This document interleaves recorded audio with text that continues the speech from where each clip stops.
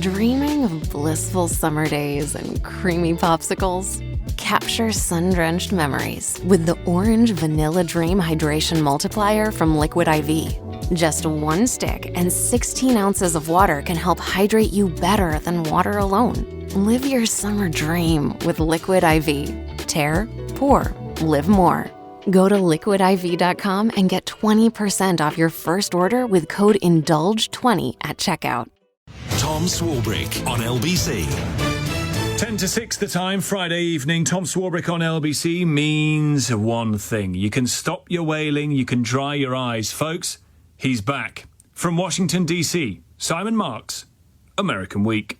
Tom, after 2 weeks off, we've got a lot to catch up on. And while an enormous amount has taken place here over the last fortnight, President Trump threatening fictional treason charges against Barack Obama, universities agreeing to pay off Donald Trump's protection racket in order to get his government off their backs, the country officially no longer able to claim it has eradicated measles, with Health Secretary Robert F. Kennedy Jr. presiding over that tragic quarter-of-a-century reversal. While all that has been going on, the US president is still facing some massive challenges over his relationship with Jeffrey Epstein. That's such old history. Very easy to explain, but I don't want to waste your time by explaining it. That was Donald Trump in Scotland this week, as he's done on numerous occasions, insisting that the last thing he wants to do is talk about Jeffrey Epstein. And then within seconds, he's talking about Jeffrey Epstein. His Turnberry estate in Ayrshire was the backdrop as the president proffered yet another version of events, this time explaining why his relationship with the sex trafficking financier went off the rails, to the point where Epstein was banned from Mar-a-Lago. He stole people that work for me. I said, don't ever do that again. He did it again, and I threw him out of the place, persona non grata. I threw him out, and that was it. I'm glad I did, if you want to know the truth. The fact that, appearances to the contrary notwithstanding, Mar-a-Lago has standards is not the only thing regarding his old party-going friend that Trump is glad about. I never went to the island, and Bill Clinton went there supposedly 28 times. I never went to the island, but Larry Summers, I hear, went there. He was the head of Harvard. And many other people that are very big people. Nobody ever talks about them. I never had the privilege of going to his island. And I did turn it down, but a lot of people in Palm Beach were invited to his island. In one of my very good moments, I turned it down. I didn't want to go to his island. He never went to the island. He didn't want to go to the island. He was invited to the island. It would have been a privilege to go to the island, but he turned it down. Trump and his top lieutenants are all over the map on the Epstein story. Back in February, his attorney general said Epstein's client list was sitting on her desk for review ahead of its public release. Last month, the Department of Justice suddenly claimed the document didn't exist. Trump then undercut that narrative by claiming that all legal documents pertaining to Jeffrey Epstein were manufactured by Barack Obama, Joe Biden and other Democrats. Not unreasonably, Ghislaine Maxwell, Epstein's girlfriend, currently serving a 20-year jail sentence after being convicted of sex trafficking for him, is arguing that if the documents were all fake, she should be let out of jail. And Trump, whose deputy attorney general spent 2 days last week locked in meetings with inmate Maxwell, is definitely flirting with the idea of letting her go if she implicates lots of top Democrats in Epstein's criminal activities, but gives him a clean bill of health. Would you consider a pardon or a commutation for Ghislaine Maxwell if she cooperated? It's something I haven't thought about. It's really something recommended. It's something I'm allowed to do it, but it's something I have not thought about. And if you believe that, I've got swampland in Florida to sell you. Were the president to offer leniency in Ghislaine Maxwell's direction, it is far from clear that his own Make America Great Again supporters would back him. Like, do you think we're babies? Like, what is this? The podcaster Joe Rogan, vastly popular among Trump supporters, accusing the president of gaslighting the faithful. This one's a line in the sand. Yeah. You know, when we thought Trump was going to come in and a lot of things were going to be resolved, we're going to drain the swamp, we're going to figure everything out. And when you have this one hardcore line in the sand that everybody had been talking about forever, and then they're trying to gaslight you on that. When you've lost Joe Rogan, you've lost a substantial chunk of MAGA. Another split in Trump's movement emerged this week when Congresswoman Marjorie Taylor Greene of Georgia became the first elected Republican lawmaker to call events in Gaza a genocide.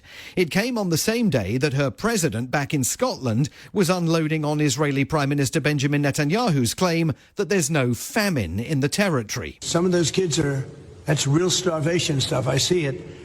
And you can't fake that. So we're going to be even more involved. That move by the president came amid reports that he has been warned support for Israel is cratering among young Republicans, the under-30 crowd, who in many cases do not share the party's time-honoured backing of successive Israeli governments. And the president may be forced further down that path as well.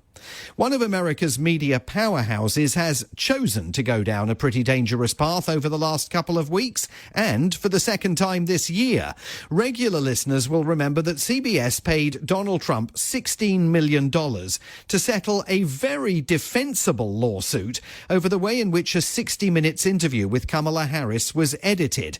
Now they're axing The Late Show with Stephen Colbert, and not just Mr. Colbert's version of America's storied late-night chat show, but the entire genre. So they say to the CBS people, what about that kid Stephen Colbert? He's always shooting his mouth off about the administration. We don't want any trouble from that guy. Former CBS and NBC late-night star David Letterman telling the Barbara Gaines podcast that Paramount, CBS's parent company, is sacrificing late-night talk, which often turns political, on the altar of Donald Trump's thin skin. So the CBS people say, hey, boys, here's what I'm going to do. Not only are we going to get rid of that guy, we're going to get rid of the entire franchise so you don't have to worry about another guy. It's gone, buddy. Quite by chance, you understand Paramount has now secured White House backing for its proposed $8 billion merger with media behemoth Skydance, but only after the company agreed to accept a bias monitor who will soon be prowling the newsroom of CBS. As he forces the broadcast networks here to toe his line, it was extraordinary to see Donald Trump sitting alongside our own Prime Minister and grousing about the Online Safety Act. The president telling Sir Keir Starmer that he won't accept any censorship of his own platform, Truth Social. We actually passed a bill in Congress, headed up by my wife, actually, which was to pull bad stuff out having to do with children, because it is a problem. But I cannot imagine him censoring Truth Social. That's more of a very political, and it's been a very big success. That's not going to happen. And I only say good things about him and his country, so if they censor me, you're making a mistake. Nervous prime ministerial laughter there, because Number 10 knows the Trump administration is now like a dog with a bone over the Online Safety Act and insists free speech is threatened by it. If the relationship between the two leaders falls apart in the months after the president's state visit in September, that critique may end up having a lot to do with it. Just over a year ago, I launched my campaign for President of the United States. 107 days, traveling the country, fighting for our future. Now, if you're in the market for a bit of late summer reading, Kamala Harris has got you covered. Having all but disappeared from view since her drubbing last November, we now know that while the country's democracy has been in retreat, she's been writing a new book. 107 days, looking back on her doomed race for the presidency. In writing this book, one truth kept coming back to me. Sometimes the fight takes a while. Funny, because another truth keeps coming back to me. You've got to be in it to win it. And the way in which she has failed entirely to connect with millions of distraught voters over the last 7 months seems unlikely to be forgiven, even after they fork over $30 to read her musings. Her launch video yesterday almost seemed like satire, which affords us the opportunity to remember a true American satirist who died this week at the age of 97. When you attend a funeral, it is sad to think that sooner or later those you love will do the same for you. Tom Lehrer found fame in the 50s and 60s, a Harvard maths professor who in his spare time wrote songs lampooning the country and the world. Popular on American college campuses, he was a bigger star in Europe than the United States. Everybody loves to be satirized. Everybody says, why don't you write a song about this, my school, my club, my family, my father. But the problem is to get a way to put it in song form, not just a joke. And that's the hard part. Lehrer was not active for long. The day job kept getting in the way. And in 1967, he stopped performing altogether. But he left his mark on a country that was living under the threat of nuclear conflagration.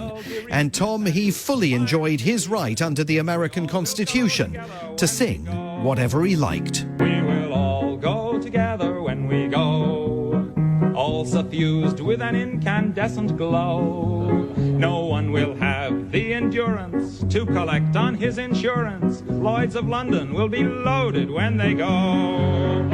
We will all fry together when we fry. We'll be French fried potatoes by and by.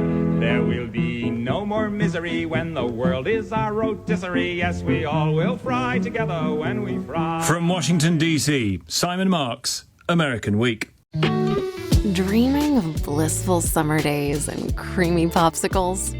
Capture sun-drenched memories with the Orange Vanilla Dream Hydration Multiplier from Liquid IV. Just one stick and 16 ounces of water can help hydrate you better than water alone. Live your summer dream with Liquid IV. Tear, pour, live more. Go to liquidiv.com and get 20% off your first order with code INDULGE20 at checkout.